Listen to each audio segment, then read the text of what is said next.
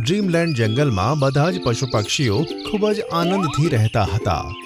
આ જંગલનું શાસન એક સિંહ, એક હાથી અને એક બાજ ચલાવતા હતા. તેથી જંગલની વ્યવસ્થા ખૂબ સરસ હતી.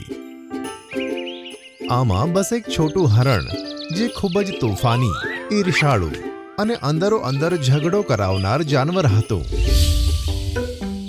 એક દિવસ છોટું હરણને મળવા માટે તેનો મિત્ર મોન્ટુ વાંદરો આવ્યો. અરે મોન્ટુ વાંદરા, તું અહીંયા? હા યાર, તારી બહુ યાદ આવતી હતી. અરે બતાવ, તારા જંગલમાં કેવું ચાલે છે? શું બધું સારું ચાલે છે? અરે ઘણા સમયથી કોઈનો ઝઘડો જોયો જ નથી. સિંહ, હાથી અને બાજે મળીને જંગલનું શાસન એવું કર્યું છે કે કોઈને કંઈ તકલીફ જ નથી. ઓ એમ? આજો, હું તારા માટે શું લાવ્યો છું. આ અરીસો આખા જંગલમાં ધૂમ મચાવશે. અચ્છા, એવું શું છે આ અરીસામાં? એક મિનિટ. મોન્ટુ વાંદરાએ તે અરીસો એક ઝાડ પર લટકાવી દીધો. હવે તું આ અરીસા સામે આવતો. છોટું હરણ અરીસા સામે આવ્યું તો ખરો, પણ તેમાં તેનું પ્રતિબિંબ દેખાતું ન હતું. અરે, આ કેવો જાદુ છે! આજ તો અરીસાનો જાદુ છે. આમાં તેનું જ પ્રતિબિંબ દેખાય છે, જે સારા હોય છે. આપણે સારા નથી, તેથી આપણું પ્રતિબિંબ નહીં દેખાય. અચ્છા, તો એમાં આપણો શું ફાયદો? ફાયદો એ છે કે જો આ અરીસાની સામે કોઈ સારું જાનવર આવશે તો તે ગાયબ થઈ જશે, અને આ અરીસામાંથી તેના જેવા જ દેખાવાળો એક ખરાબ જાનવર બહાર આવશે. અરે વાહ! આ ઠીક છે, તો ચલ આ અરીસાને ઉઠાવ અને મારી સાથે ચાલ. મોન્ટુ વાંદરો છોટું હરણ સાથે હાથી પાસે પહોંચ્યો. તે વખતે હાથી જમીનમાંથી ઘાસ ખાતો હતો. હાથી મહારાજ, હાથી મહારાજ, જરા અહીંયા જુઓ. કોણ છે ભાઈ? હાથીએ પાછા વળીને જોયું તો અરીસામાં તેનું પ્રતિબિંબ દેખાવા લાગ્યું. આ શું? તમે મને અરીસો કેમ બતાવો છો? હમણાં ખબર પડી જશે હાથી મહારાજ. એવામાં હાથી ગાયબ થઈ ગયો અને અરીસામાંથી તેના જેવા જ દેખાવાળો એક ખરાબ હાથી બહાર આવ્યો.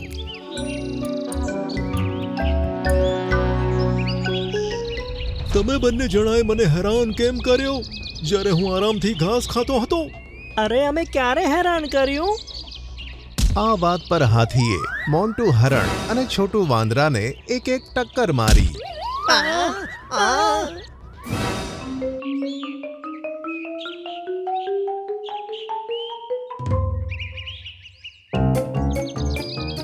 અને ત્યાંથી જતો રહ્યો. આવી જાય છે ટાઈમ ખરાબ કરવા. અરે, અને અચાનક શું થઈ ગયું? અરે, તેણે એટલા માટે માર્યું કે તે ખરાબ હાથી છે. હવે તે જંગલમાં જશે અને બીજાને પણ હેરાન કરશે. અરે વાહ! ચલો હવે સિંહ પાસે જઈએ. હવે તે બંને જણા અરીસાને લઈને સિંહ પાસે પહોંચ્યા. સિંહ રાજા, જુઓ જરા, તમે આ અરીસામાં કેવા લાગો છો? તમને આ અરીસો ક્યાંથી મળ્યો? આ તો માણસો ઉપયોગ કરે છે. આટલું કહેતા જ સિંહ ગાયબ થઈ ગયો અને અરીસામાંથી તેના જેવો જ બીજો સિંહ બહાર આવ્યો. અરે વાહ! એક હરણ અને એક વાંદરો. આજે તો મજા જ આવી જશે. અરે, આ તો આપણને જ ખાવાની વાત કરે છે. ભાગો! તે બંને ત્યાંથી ભાગી ગયા અને સિંહ ગાઢ જંગલમાં જતો રહ્યો. ત્યાં સિંહે જોયું કે શિયાળ કોઈનો માંસ ખાઈ રહ્યો હતો. શિયાળ, આ શિકાર મને ખાવા દે. તું તારા માટે બીજો શોધી લે. ના સિંહ રાજા, આ શિકાર મેં કર્યો છે. એક રાજા થઈને તમે આમ કેમ કરી શકો છો? ભાગ અહીંથી, નહીં તો હું તારો શિકાર કરીને તને ખાઈ જઈશ. આમ કહીને સિંહે તેની પર ગર્જના કરી. તો શિયાળ ત્યાંથી ભાગી ગયું. આ તમે ઠીક નથી કર્યું સિંહ રાજા. આ બાજુ હાથી પણ જંગલમાં આવી ગયો હતો. તેણે જોયું કે ઝાડ પર ટીનું ચકલી તેના બચ્ચા સાથે તેના માળામાં બેઠી હતી. એ ચકલી, તે આ ઝાડ પર તારો માળો કેમ બનાવ્યો છે? હાથી રાજા, આ તમે કેવી વાત કરો છો? મારો માળો તો કેટલાય દિવસોથી અહીં જ છે. મારે આ ઝાડના પત્તા ખાવા છે. હું તેને તોડવા જઈ રહ્યો છું. આમ કહીને હાથીએ ઝાડને ટક્કર મારવાની શરૂ કરી. અરે હાથી રાજા, આ તમે શું કરો છો? મારો માળો તૂટી જશે. હાથી ન રોકાયો. તેણે 2-3 ટક્કર મારીને ઝાડને પાડી નાખ્યું. ઝાડની સાથે ટીનુ ચકલીનો માળો પણ જમીન પર પડી ગયો. આ તમે સારું ના કર્યું હાથી રાજા. મને તારો માળો પાડીને બહુ જ સારું લાગે છે. હવે હું આરામથી પત્તા ખાઈ શકું છું. હવે જંગલના બધા જ જાનવર સિંહ અને હાથીથી હેરાન થઈ ગયા હતા. બધા જાનવર મળીને ટેકરા પર બાજની સામે તેમની ફરિયાદ કરવા માટે ગયા. મને કંઈ જ સમજાતું નથી કે સિંહ અને હાથીને શું થયું છે. રાજા હોવા છતાં આ બંને આવો વ્યવહાર કેમ કરે છે? હવે તમે અમારી મદદ નહીં કરો તો બીજું કોણ કરશે? સારું, સોનું કબૂતર જા અને બંનેને કહી દે કે બાજ રાજાએ બોલાવ્યા છે. સોનું કબૂતર ત્યાંથી જતું રહ્યું. તેણે સિંહ અને હાથી બંનેને તળાવના કિનારે જોયા. આટલો આતંક મચાવ્યા પછી પણ ચેન નથી પડતું. બતાવ, હવે શું કરીએ? હું તો કહું છું કે આપણે બંને મળીને આ જંગલ પર હુમલો કરી દઈએ અને બધું ખેદાન મેદાન કરી દઈએ. હા, આજ ઠીક રહેશે. સોનું કબૂતર ઝડપથી ઉડીને ટેકરા પાસે ગયો અને બધાને આ વાત કહી દીધી. તમને બંનેને શું થયું છે? તમે આમ વિચારી પણ કેમ શકો? હવે છોટું હરણ અને મોન્ટું વાંદરો પણ મનમાં ને મનમાં ખુશ થવા લાગ્યા. હવે આવશે અસલી મજા.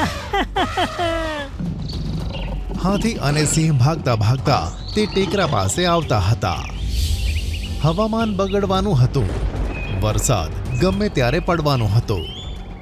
આવી ગયા બંને? મારે તમને પૂછવું છે કે તમે બંને આ શું કરી રહ્યા છો?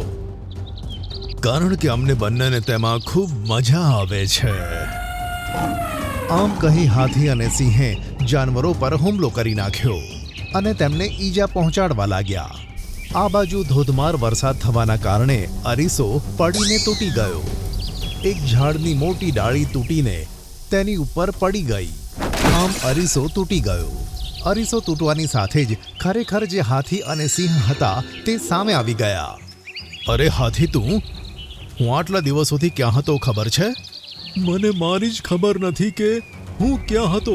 જલ્દીથી ટેકરા પર જઈએ. જાનવરો સાથે મળીને જ ખબર પડશે કે આપણી ગેરહાજરીમાં અહીંયા શું થયું. બંને ભાગીને ટેકરા પાસે પહોંચી ગયા. તેમણે જોયું કે તેમના જેવા જ દેખાવાળા સિંહ અને હાથી જાનવરોને હેરાન કરી રહ્યા હતા. ઊભા રહો. અરે, આ શું? 2 સિંહ અને 2 હાથી કેવી રીતે? અસલી સિંહ અને હાથીએ ભાગીને તેમને ટક્કર મારી દીધી. ટક્કર મારતા જ નકલી હાથી અને સિંહ ગાયબ થઈ ગયા. આ શું હતું? કંઈ ખબર ના પડી. આ બધું છોટું હરણે તેના દોસ્ત વાંદરા સાથે મળીને કર્યું હતું. એક જાદુઈ અરીસાની મદદથી અમારા જેવા દેખાવવાળાને જંગલમાં મોકલ્યા અને તે બંને જાનવરોને હેરાન કરતા હતા. આ સાંભળી બધા જાનવરોને ગુસ્સો આવ્યો અને બધા મોન્ટુ વાંદરો અને છોટું હરણ પર તૂટી પડ્યા. વહાલા બાળકો, બીજાને ખુશ જોઈને આપણે પણ ખુશ થવું જોઈએ. ઈર્ષા કરવાથી અને બીજામાં ઝઘડો કરાવવાથી બધાનું નુકસાન થાય છે અને આપણો કોઈ ફાયદો નથી થતો.